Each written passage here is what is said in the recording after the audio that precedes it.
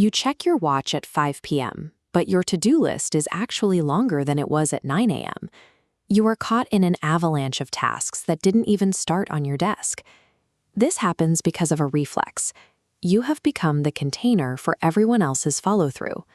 When your team encounters a roadblock, they bring the problem to you, and instead of guiding them, you absorb the workload.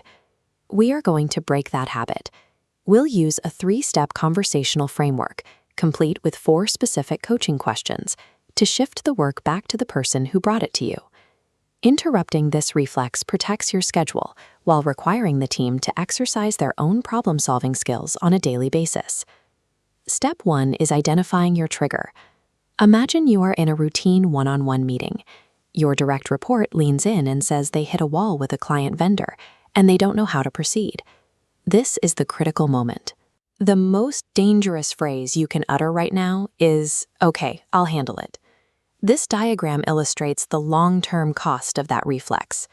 In the short term, taking the task feels efficient because it's faster to do it yourself. But you are training your team that friction points can simply be handed to you, creating an infinite loop of new tasks for your pile. To stop this loop, you need a new default response. The next time an employee brings you an unfinished problem, replace your old reflex with this exact phrase. "What is your next step, and where do you need my support?" You will notice an immediate physical reaction. Your employee will likely pause. Instead of walking away empty-handed, they have to stay in the room and begin mapping out their own solution. By deploying that single question, you transition from a problem solver who does the work into a facilitator who forces the team to engage their own critical thinking. Step 2 occurs right after they propose their initial solution.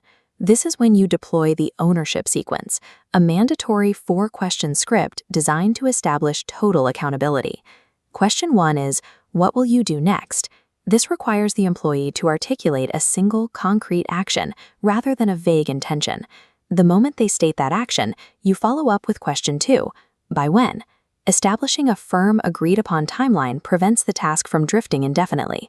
Next, you ask question 3, "What might get in the way?" You are prompting them to identify future roadblocks now, so the task doesn't bounce back to your desk at the first sign of trouble tomorrow. Finally, question 4, "How will I know it's moving?" This establishes exactly how and when they will report their progress back to you.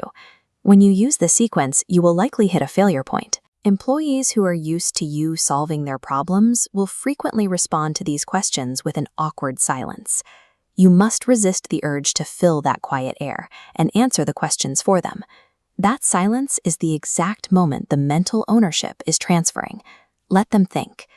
Executing these 4 questions successfully reverses the burden of proof.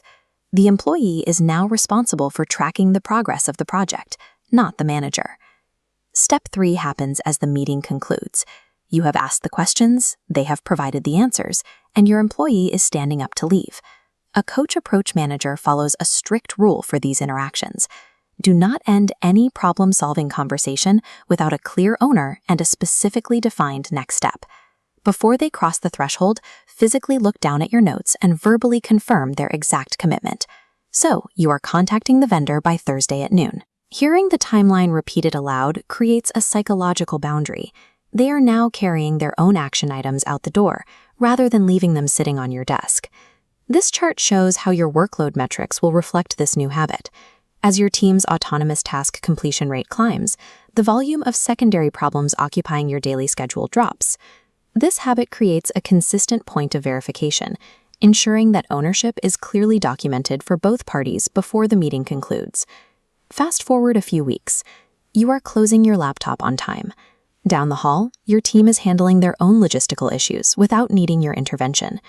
You reached this point by completing 3 steps. You stopped the reflex to handle it yourself, you deployed the ownership sequence, and you closed every meeting with strict accountability. To help you maintain this discipline, here is the complete coach's cheat sheet, featuring the initial replacement script and the 4 ownership questions.